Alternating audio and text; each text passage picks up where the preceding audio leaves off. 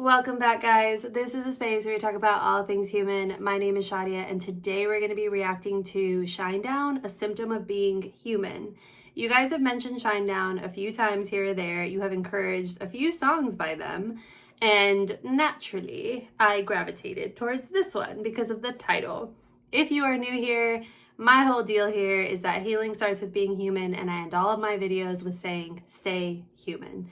My belief that the more that we understand what it actually means to be a human being, the better we will all fare. We are incredible. We all go through ups and downs, etc., etc. And anyways, that's what this channel is about. That's why I say it's the space where we talk about all things human. So I'm really excited to see what this one is about because your recommendations never fail. Let's just say that they never fail. It's like we're on the same wavelength at this point. I love the recommendations. Keep them coming. I do go through all the comments. We got a running list and we're just going to keep it. We're going to keep it moving. Okay. So long as you guys will have me, I appreciate it. So review. Also, if you are new here, my dog, she has allergies and sometimes she goes after her paws and like, this is what, if you ever see me do this, it's because I'm like, hey, I hate doing it, but then she can't walk if she hurts her feet. So anyways, where were we? Shinedown, a symptom of being human. Let's go.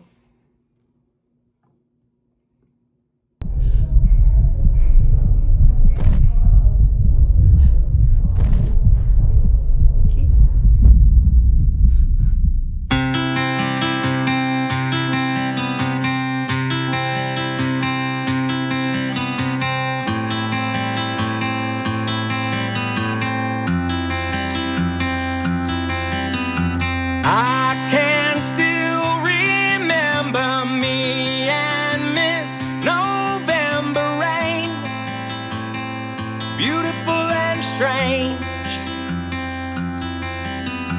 always so inclined, coloring outside the line. Can we just talk about that for a minute? I would love to know how you felt hearing that initial instrumental. Like, that is beautiful. The rhythm of that is so beautiful. And how the video started, I'm like, I don't know if this is like more on the heavier side or the lighter side, but I like the way that this feels. And I also kind of resonate with her being in the library and how he's beginning to describe her. I resonate. It's just good. But I'd love to know how you felt. Yeah, you were never on time. You've always been slightly awkward, kinda weird, upside down and not all here. What's wrong with me and you is crystal clear. The way it started is throwing me off. I don't want to read too much into that because it started off quite heavy and now I'm like, but this feels positive to me. It feels light to me. Part of it because it feels personal to some degree. Like, I was that girl that would spend so much time with books and in libraries. Like Beauty and the Beast, when he gives to the library, I was like, oh my God, I want that. So beautiful, right? To just, I love books. I love stories. I love seeing how people create these worlds and whatnot. And then how he's describing her. What did he say? Like, awkward and coloring outside of the lines. You're never on time. Oops. I'm not that bad, but anyways, there's like a quirkiness. There's like a difference here, beautiful uniqueness. And I love that. But some of that stuff I was like, yeah, like I can feel that personally. I identify with that. So that kind of made me smile. But at the same time, I think that's the beauty of being human is like, be quirky, be awkward, be weird. Like that just sometimes to me, I'm like, it just means that you're being yourself. So what if you like things that not everybody else likes? What is normal anyways? What is a majority anyways? Like, we got one life, right? And it's a lot more fun if you're living it in accordance to who you are, not what you think you're supposed to be. Social media is one of the biggest fucking lies of like, I mean, gosh, I saw the other day, people were just roasting this girl because her engagement ring wasn't as big as they thought it should be. Like, oh, may that love never find me. I was like, what the How did we get here, you guys? Be yourself, own who you are. And then this book, A Symptom of Being Human, obviously that's the one she pulled. And then he said, what was that line at the end? Fuck. You guys probably know it, but basically that thing of like, you know, the thing about you and me is so clear. I was like, is this a representation of all humans? Like, I'm down for it. Okay, let's go back. Sometimes I'm in a room where I don't belong, and the house is on fire and there's no alarm, and the walls are melting too. How about you? I've never been the favorite, thought I've seen it all, till I got my invitation to the lunatic ball, and my friends are coming too. How about you? Don't worry, it's all just a symptom of being human.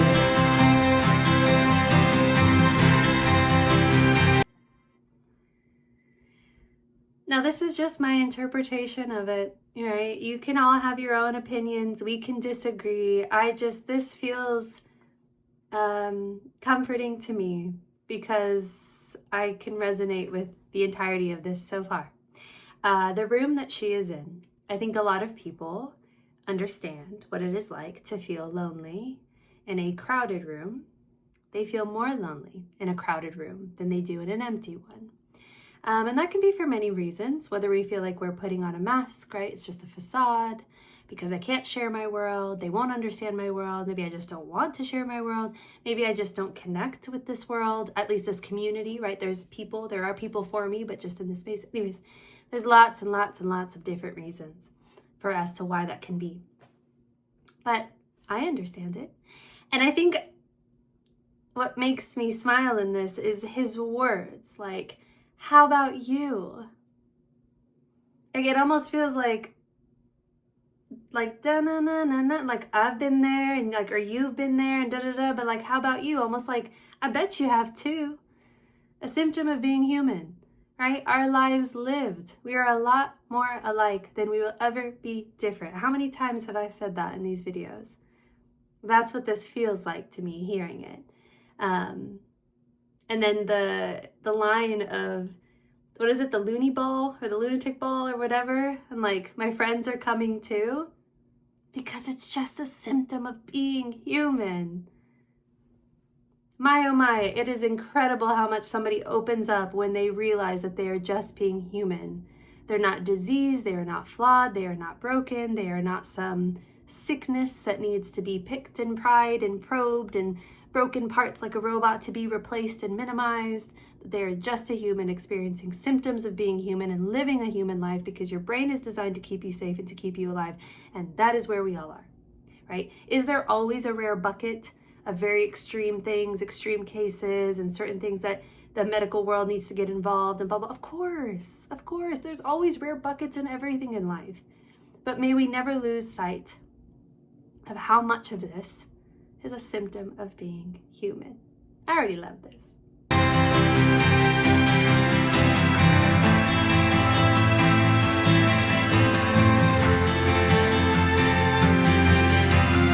Unpack all your baggage, hide it in the attic where you hope it disappears. This all seems so familiar, but it doesn't feel like home. It's just another unknown. You've always been slightly awkward, kinda weird, upside down and not all here. Right or wrong, it's all so crystal clear. Sometimes I'm in a room where I don't belong, and the house is on fire and there's no alarm, and the walls are melting too. How about you?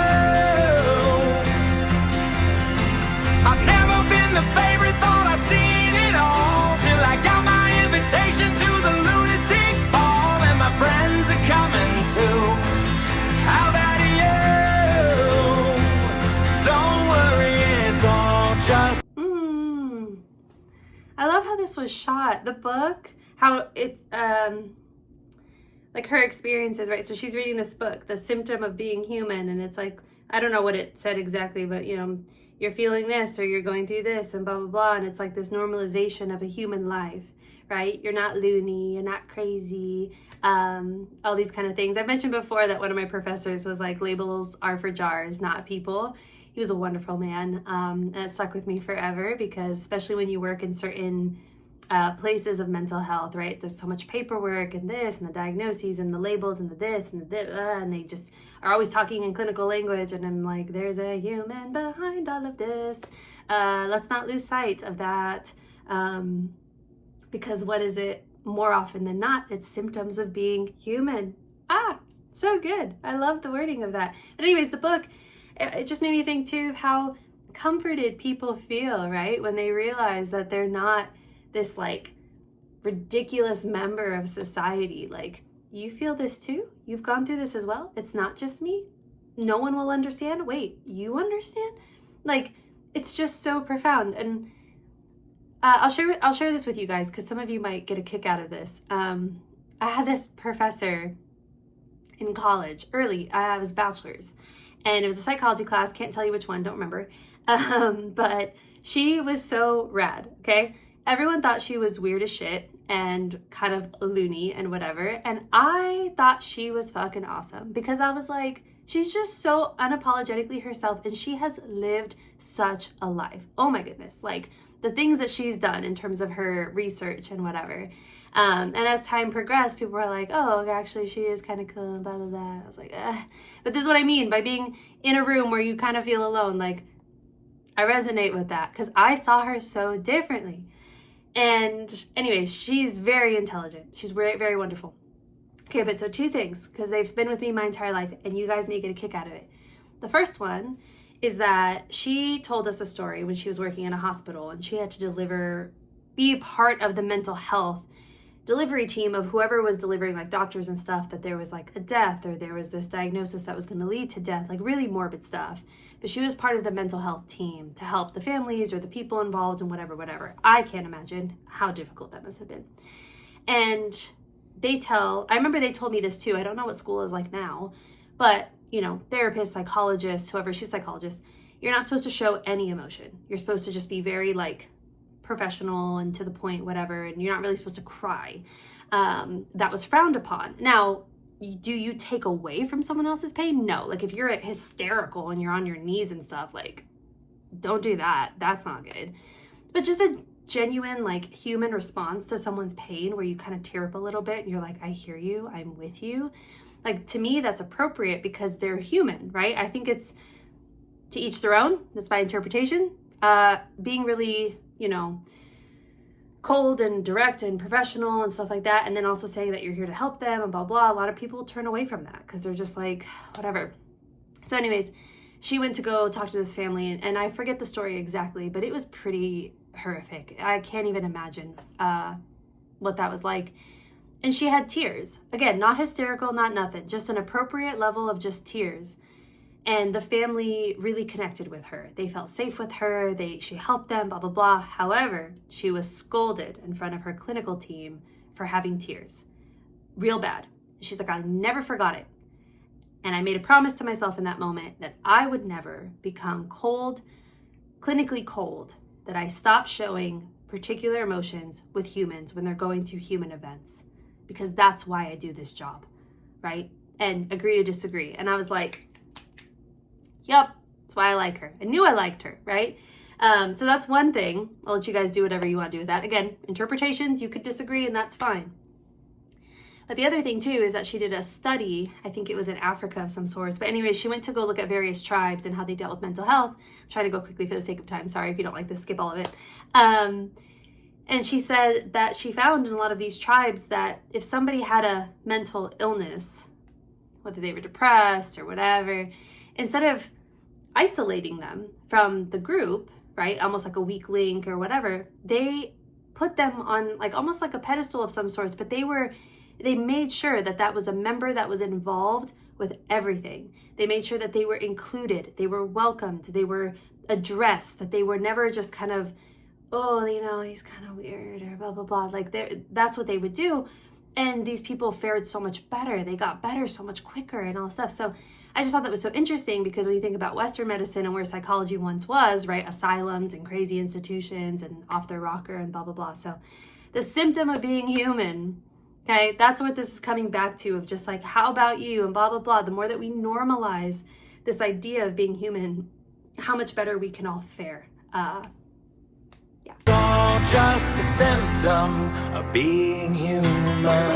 Just passing through, passengers on a ship of fools.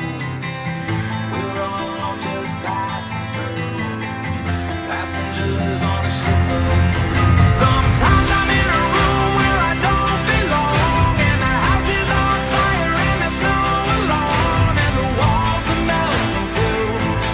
How about you?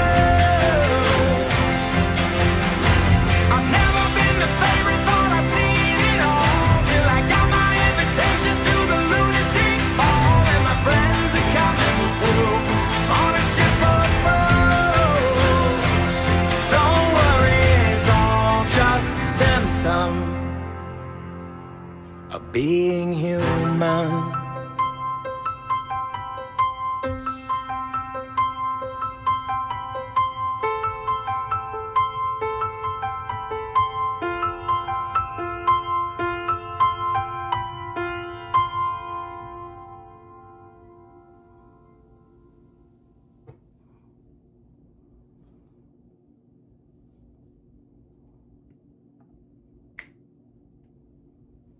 Yes. Yeah. Look what I have. If you're new here, I never have this. I just fucking do all that shit. I came prepared. Gosh. That was really good. Really, really good. Everybody reading a book, different book. Symptom of being human. There it is, the normalization of what it means to be a human being. Your brain designed to keep you safe and to keep you alive. You're responding in a way that represents that. No wonder you're responding in that way. Hello, because you're human, living a human life. Gosh, mental health has come a really long way, but it still has a long way to go. Yeah, and that's all right. That's all right. I think that's like with everything in life. We just continue to hope for the best and do the best that we can, because there's one thing that is so absolutely true, is that humans are so resilient and adaptable and incredible. And when they hope and continue to hope, my goodness, the things that we can do in this world. Especially if at one point you thought about maybe not even being here, you know, you thought things couldn't get better or whatever. And then all of a sudden you're some years down the road and you're like, I get it now. Yeah, I know a lot of those stories. Also part of the emotion, I'll share it with you guys. I do have a dream someday of writing something. There's a lot up there, and I would love to, give every human being something that they can hold on to that represents whatever's in my noggin. So, I don't know. Till then, stay tuned. And yeah, thank you for being here. As always, what a beautiful song. What a beautiful reminder. And I will leave it at that until the next one. Stay human.